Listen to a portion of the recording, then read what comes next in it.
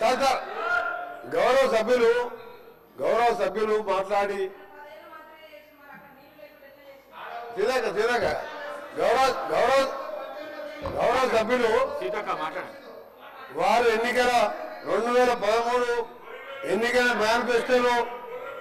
మేనిఫెస్టోలో కానీ మేనిఫెస్టో కంటే ముందు ఆయన పార్టీ పెట్టినప్పుడు కానీ ఒక అధికారంలోకి వచ్చేటప్పటికి ఒక 10 లక్షల సార్లు దళితుని ముఖ్యమంత్రి చేయకపోతే నా మెడ మీద తల ఉన్నది అను. నువ్వు ఇంప్లిమెంట్ చేసావా ఆఖరి దళితుడికి 3 ఎకరాల భూమి ఇస్తా, బోరేస్తా, మోటార్ ఇస్తా, 1.5 ఎకరం ఉంటే 1.5 యాడ్ చేస్తా, ఆయన ధనవంతం చేస్తాను. చేసినవా? చేయలే.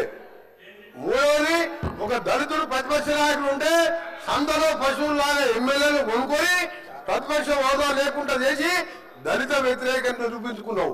ఇకపోతే తగ్గించ ఇంటికో ఉద్యోగం, డబుల్ బెడ్రూమ్, నీ బిడ్డలు తేలనుకుంటారు. నీ చెప్పబట్టవా?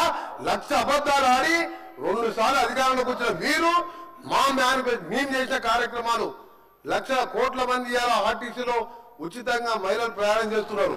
చూస్తున్నావా?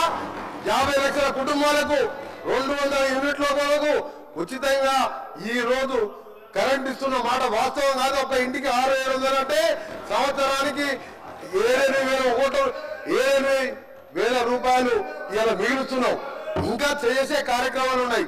ఇప్పుడే మా సోదరుడు చెప్పినట్టు, శ్రీనివాస్ గారు చెప్పినట్టు 21 కోట్లు మన జిల్లాలో ఎన్ని వచ్చిన లెక్క తెలుసు. ఆ సభ్యునికి 2 లక్షల లోపు మీరు 1,00,000 అని చెప్పి 5 ఇన్స్టాల్మెంట్లో ఇస్తే 20,000 వడ్డీకి సరిపోయిన అధ్యక్ష.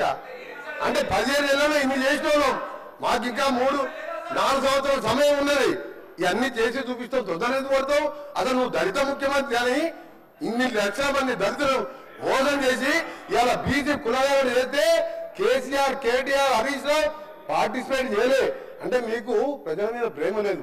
అధికారం కోసం తప్పుడు వాగ్దానాలు, 1,00,000 వాగ్దానాలు ఇచ్చును. నీవిచ్చిన వాగ్దానాలు సగం అయిపోయాయి. మిగిలినవి కూడా చేసి చూపిస్తావు.